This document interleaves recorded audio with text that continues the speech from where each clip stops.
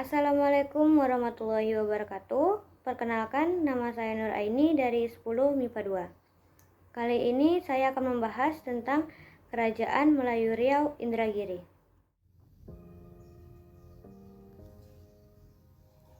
Daftar isi.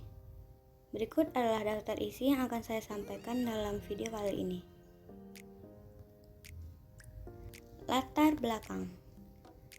Berita pertama mengenai keberadaan Kerajaan Melayu kuno didapatkan dari catatan dinasti Tang, yaitu mengenai kedatangnya utusan dari daerah Melayu di Cina pada tahun 644 dan 645 Masehi.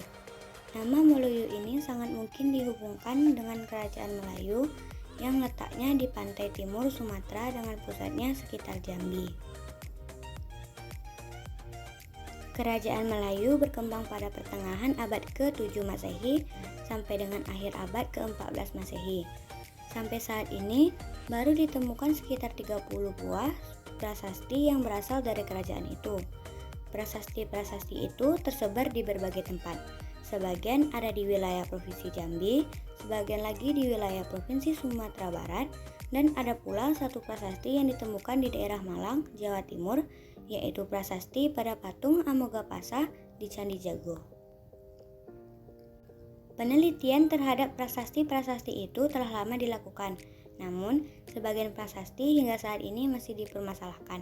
Keadaan ini ditambah lagi dengan terbatasnya sumber sejarah yang berkaitan dengan Kerajaan Melayu, sehingga beberapa bagian dari kisah Kerajaan Melayu masih belum jelas, bahkan belum dapat diketahui sama sekali. Prasasti-prasasti Kerajaan Melayu umumnya dipahatkan di beberapa jenis batu, logam, dan di belakang arca. Prasasti-prasastinya antara lain terdiri dari angka tahun, kata-kata mantra Buddha dalam jumlah besar, dan prasasti-prasasti pendek. Prasasti-prasasti yang panjang dan memuat data yang agak jelas dikeluarkan setelah tahun 1208 Masehi, yaitu abad ke-13 sampai 14 Masehi, yang merupakan puncak kejayaan Melayu kuno, sehingga sulit mengetahui keadaan Kerajaan Melayu kuno sebelum abad ke-13 Masehi, karena data tertulis tidak mendukungnya. Rumusan masalah. Rumusan masalah yang ada di dalam makalah ini adalah sejarah dan etimologi nama kerajaan, ibu kota kerajaan dan tahunnya, nama-nama raja, daerah kekuasaan, dan masa kejayaan dan keruntuhan. Tujuan dalam makalah ini adalah untuk memenuhi nilai mata pelajaran budaya Melayu Riau. Selain untuk memenuhi nilai mata pelajaran budaya Melayu Riau, makalah ini bertujuan untuk lebih mengetahui dan memahami tentang kerajaan-kerajaan Melayu Riau. Tidak untuk mengetahui dan memahami nama kerajaannya saja, namun juga sejarah dan etimologi nama kerajaan tersebut, ibu kota dan tahun kerajaan, nama-nama raja, daerah kekuasaan kerajaan, serta masa kejayaan dan keruntuhan dari kerajaan-kerajaan tersebut. Sejarah dan etimologi nama kerajaan Indragiri. Indragiri berasal dari bahasa Sanskerta, yaitu Indra yang berarti mahligai dan Giri yang berarti kedudukan yang tinggi atau negeri, sehingga kata Indragiri diartikan sebagai kerajaan negeri mahligai. Kerajaan ini diperintah langsung oleh Kerajaan Malaka pada masa Raja Iskandar yang bergelar Nagasinga I.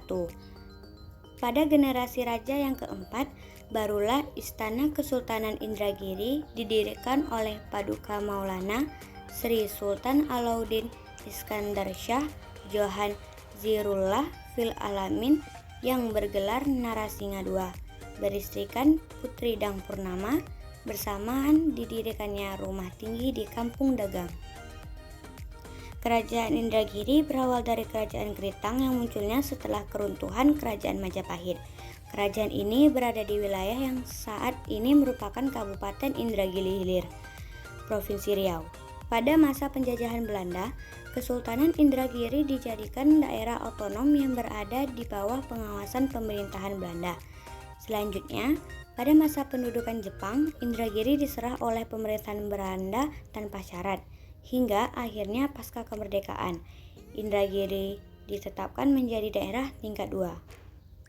Latar belakang munculnya kerajaan Kritang sendiri adalah bermula setelah terjadi kehancuran pada kerajaan Sriwijaya.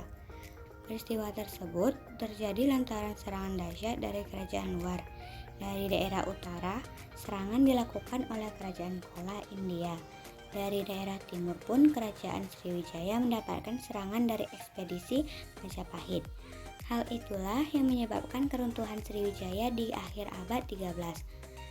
Bukti kehancurannya tercantum dalam catatan perjalanan Marco Polo di tahun 1292 yang tidak lagi menyebut kerajaan Sriwijaya. Diperkirakan saat itu terjadi perpecah belahan yang mana Kritang dan Kesultanan Indragiri menjadi bagian darinya.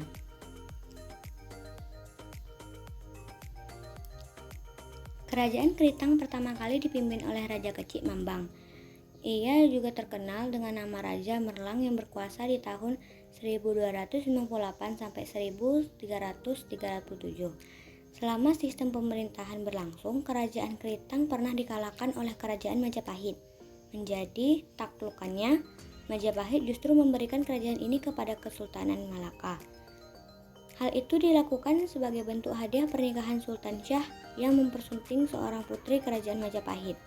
Setelah itu, Islam mulai dikenal di Nusantara dan Kesultanan Malaka lah yang sering mengandalkan Kritang. Raja Merlang yang menduduki tahta di bawah kekuasaan Majapahit diperkenankan untuk menetap di Kritang. Namun, tidak lama setelah kerajaan Malaka menguasainya, Raja Merlang tidak lagi diizinkan berada di tengah-tengah rakyatnya. Ia dibawa ke Malaka sehingga tidak bisa mengayomi rakyatnya. Sebab kebijakan tersebut, Malaka menjadi lebih mudah memantau Kritang dan memberikan banyak keuntungan bagi mereka. Kerajaan Kritang semakin tak berdaya ketika Raja Merlang dinikahkan dengan putri bakal yang merupakan anak perempuan pemimpin Kesultanan Malaka, Sultan Mansur Shah. Pernikahan itu menjadi sebuah kekuatan yang kokoh bagi Sultan Malaka atas wilayah jajahannya. Selain itu, pernikahan menjadi strategi cerdas mereka supaya Raja Merlang betah di Malaka. Setelah menikah, Raja Merlang dikaruniai seorang putra bernama Narasingha yang juga tumbuh besar di Kesultanan Malaka. Ia tumbuh dengan baik hingga akhirnya dijadikan menantu oleh Sultan Malaka yang saat itu berada di bawah kepemimpinan Sultan Mahmud Shah I. Dia pun dinobatkan sebagai Raja Kritang menggantikan ayahnya, namun tinggal di Kritang tetap menjadi larangan hingga penerus-penerusnya berikutnya. Pemerintahan di Kerajaan Kritang tetap berjalan sebagaimana mestinya meskipun keluarga kerajaan berada di Malaka. Orang yang bertanggung jawab adalah Datuk Patih dan Datuk Temenggung Kuning yang dibantu oleh penjabat kerajaan lainnya. Selama mereka menjalankan pemerintahan, banyak terjadi konflik terutama di antara Datuk Patih dan Datuk Temenggung Kuning. Perselisihan yang sangat parah yakni perihal agama yang dianut mereka tidaklah sama. Berlangsungnya konflik dikarenakan apabila ada bawahan Datuk Patih yang beragama Islam, maka ia diperbolehkan pindah ke dalam wilayah kekuasaan Datuk Temenggung Kuning. Sebab itu Datuk Patih semakin banyak kehilangan anak buah karena semakin banyak penakluk Islam di sana. Tidak berhenti di situ saja, permasalahan internal yang terjadi di Kritang. Rakyat banyak tersiksa dan tidak mendapat keadilan dari orang-orang Malaka. Hal itu memunculkan keresahan dalam diri Raja Singha II, yang saat itu memegang tahta. Keinginan untuk kembali ke Kritang pun sangat membuncah. Dengan alasan untuk berlibur bersama sang permaisuri, Raja diizinkan untuk kembali ke Kritang. Kesempatan yang besar itu tidak dilewatinya begitu saja. Ia menyusun strategi bersama para pengikutnya dalam waktu singkat. Rencananya tersebut membuahkan hasil. Raja Narasingha melepaskan diri dari Malaka setelah kembalinya dia ke Kritang. Kabar tentang Raja Narasingha yang terbebas dari Kesultanan Malaka merebak dengan Indragiri. Ia kemudian memindah pusat kerajaan Kritang ke wilayah Pekantua yang dekat dengan Sungai Indragiri. Keharusan untuk melakukannya berdasarkan kepercayaan yang ia anut tentang tidak baiknya suatu tempat yang telah ditinggalkan untuk menjadi pusat kerajaan. Setelah proses perpindahan tersebut, Raja Narasingha II dinobatkan sebagai pemimpin di Pekan Tua.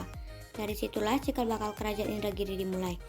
Raja Narasingha II diberi gelar Maulana Paduka Sri Sultan Alauddin Iskandar Shah Johan di hari peresmiannya menjadi raja. Dari gelar tersebut, tampak unsur Islam telah tersebar di sana.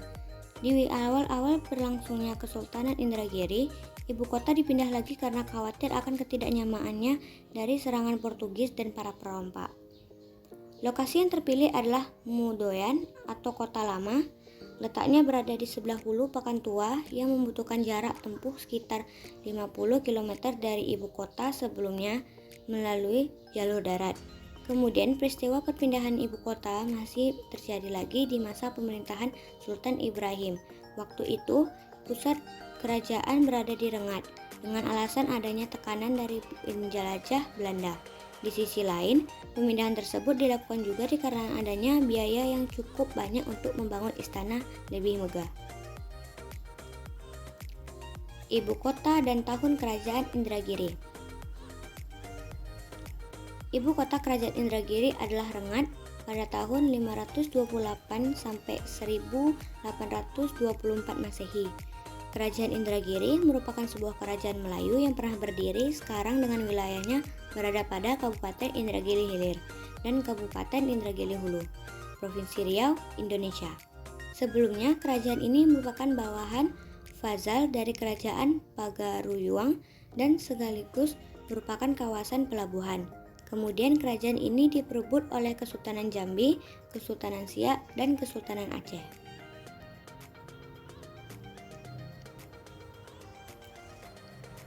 Nama-nama Raja Kerajaan Indragiri.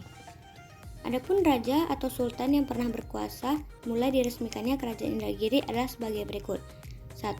Narasingha II pada tahun 1473 sampai 1508, Raja Keritang keempat yang kemudian mendirikan Kesultanan Indragiri atau Raja Indragiri ke-1 dengan gelar Sultan Iskandar Alauddin Shah pada tahun 1508 sampai 1532. 2. Sultan Usuluddin Hasan Shah pada tahun 1532 sampai 1557, yaitu adalah Sultan Indragiri kedua. 3. Raja Ahmad atau Sultan Muhammad Shah pada tahun 1557 sampai 1599 adalah Sultan Indragiri ketiga. 4. Raja Jamaluddin bergelar Sultan Jamaluddin Keramat Shah pada tahun 1559 sampai 1658 adalah Sultan Indragiri keempat. 5. Sultan Jamaluddin Sulaiman Shah pada tahun 1658 sampai 1669 adalah Sultan Indragiri kelima. 6. Sultan Jamaluddin Mudoyat Shah pada tahun 1669 sampai 1676 adalah Sultan Indragiri ke-6. 7. Sultan Usuluddin Ahmad Shah pada tahun 1676 sampai 1687 adalah Sultan Indragiri ke-7. 8. Sultan Abdul Jalil Shah pada tahun 1687 sampai 1700 adalah Sultan Indragiri ke-8. 9. Sultan Mansur Shah pada tahun 1700 sampai 1704 adalah Sultan Indragiri ke-9. 10. Sultan Muhammad Shah pada tahun 1704 sampai 1707 adalah Sultan Indragiri ke-10. 11. Sultan Muzaffar Shah pada tahun 1707 sampai 1715 adalah Sultan ke-11. 12. Raja Ali Mangkubumi Indragiri bergelar Sultan Zainal Abidin Indragiri pada tahun 1715 sampai 1735 adalah Sultan Indragiri ke-12. 13. Raja Sultan bergelar Sultan Hasan Salahuddin Shah pada tahun 1735 sampai 1765 adalah Sultan Indragiri ke-13.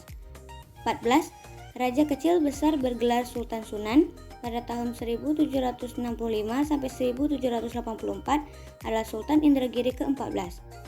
15. Sultan Ibrahim pada tahun 1784 sampai 1815 adalah Sultan Indragiri ke-15. 16. Raja Mun Pada tahun 1815 sampai 1827 adalah Sultan Indragiri ke-16. 17. Raja Umar atau Sultan Berjanggut Keramat. Pada tahun 1827 sampai 1838 adalah Sultan Indragiri ke-17. 18. Raja Said atau Sultan Said Mudoyat Shah.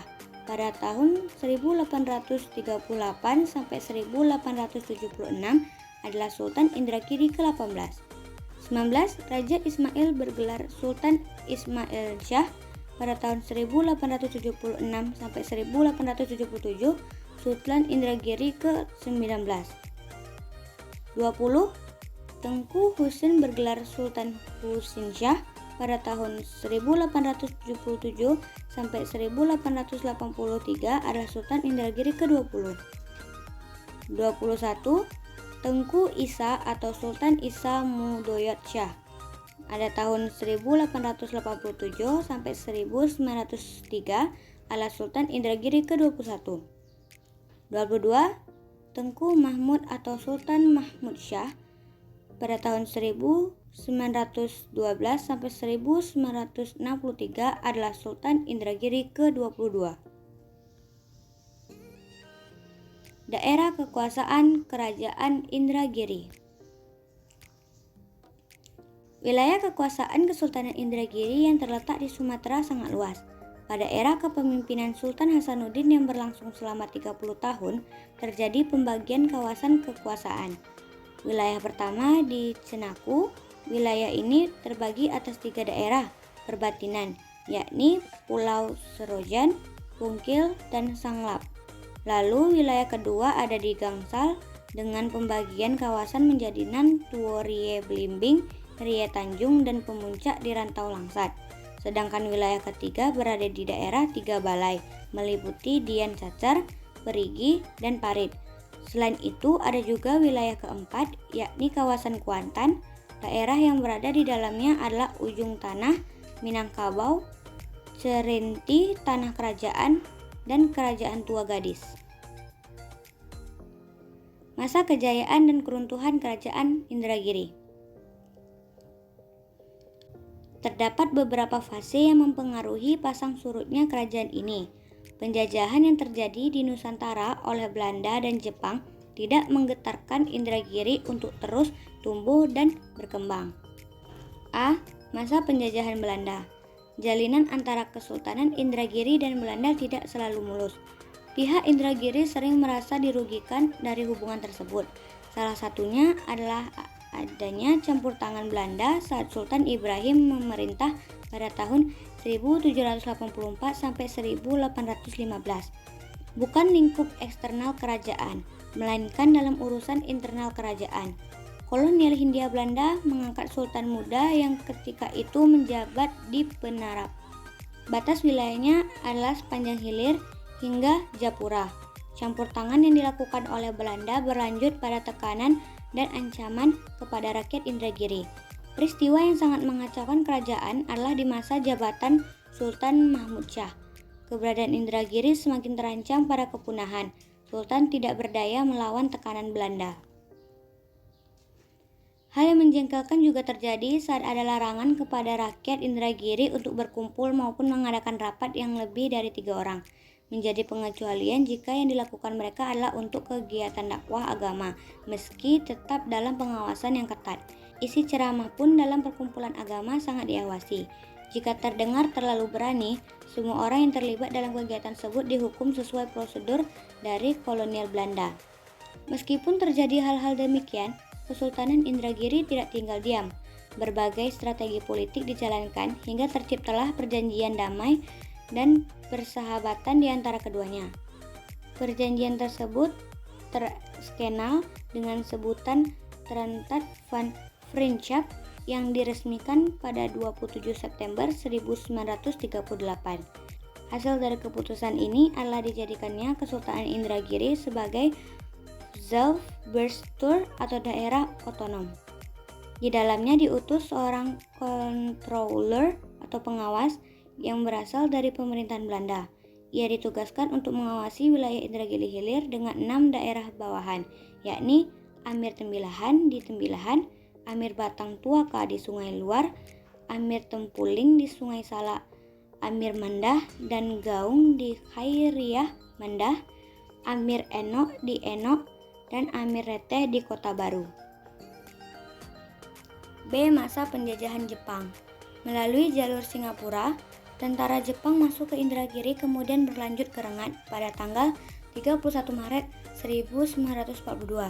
Lalu di tanggal 2 April 1942, kolonial Belanda menyerahkan Indragiri kepada Jepang tanpa syarat apapun. Maka setelah itu Jepanglah yang berkuasa atas mereka. Semasa itu Indragiri Hilir dipimpin oleh seorang Chun Chu yang memiliki kekuasaan di Tembilahan dengan 5 kawasan Puco. Kelima wilayah tersebut yaitu Puco, Tembilahan, dan Tempuling di Tembilahan, Puco Sungai Luar, Puco Eno, Puco Rete, dan Puco Mandah. Ibnu Abbas mempelopori dikumenangkannya lagu Indonesia Raya sebelum Jepang menapakkan kaki di Indragiri. Kurang lebih selama 3,5 tahun pemerintahan Jepang berkuasa atas Indragiri. Tepatnya kekuasaan tersebut berlangsung hingga Oktober 1945. C. Era kemerdekaan Indonesia. Usai terlepas dari masa penjajahan, Indragiri Hulu dan Indragiri Hilir masih menjadi satu kabupaten. Ada 3 kewedanan yang dimilikinya, yaitu Kuantan Sengingi dengan ibu kota Teluk Kuantan, lalu Indragiri Hulu yang beribu kota Rengat, serta Indragiri Hilir dengan menjadikan Tembilahan sebagai ibu kotanya. Pada tanggal 14 Juni 1965, berdasarkan pada Undang-Undang Nomor 6 Tahun 1965, Daerah Persiapan Kabupaten Indragiri Hilir disahkan menjadi Kabupaten Daerah Tingkat 2 Indragiri Hilir. Saat ini wilayah tersebut dikenal sebagai Kabupaten Indragiri Hilir yang berada di Provinsi Riau.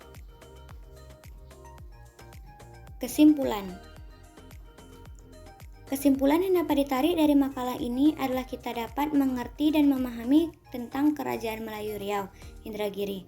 Mulai dari sejarah dan etimologi nama Kerajaan Indragiri, ibu kota dan tahun Kerajaan Indragiri, dan daerah kekuasaan dari Kerajaan Indragiri itu sendiri, serta masa-masa dari kejayaan dan keruntuhan dari Kerajaan Melayu Riau Indragiri tersebut. Saran. Penulis merekomendasikan pada semua masyarakat agar lebih memahami tentang kerajaan-kerajaan Melayu Riau, mencari di sumber lain seperti internet, koran, maupun majalah-majalah yang bersangkutan tentang kerajaan Melayu Riau di Provinsi Riau. Untuk memperdalam ilmu kita agar mengetahui dan memahami kerajaan-kerajaan Melayu Riau lebih dalam dan luas lagi. Demikianlah makalah yang saya buat ini. Jika dapat kesalahan, kesilapan, dan kekurangan, saya mohon maaf. Saya berharap dengan adanya makalah ini dapat bermanfaat bagi siapapun yang membacanya. Namun, saya juga menyadari bahwa makalah ini masih banyak kekurangan dan belum sempurna. Tidak ada gading yang tak retak. Dengan ini, penulis memohon maaf jika masih ada banyak kekurangan dan kesalahan dalam penyusulan makalah ini. Oleh karena itu, penulis terbuka untuk menerima kritik dan saran yang membangun dari semua pihak demi perbaikan dan penyempurnaan makalah ini. Berikut adalah daftar pusaka yang saya rangkum menjadi sebuah makalah yang telah saya bacakan. Baiklah, hanya itu yang bisa saya sampaikan. Sekian, terima kasih.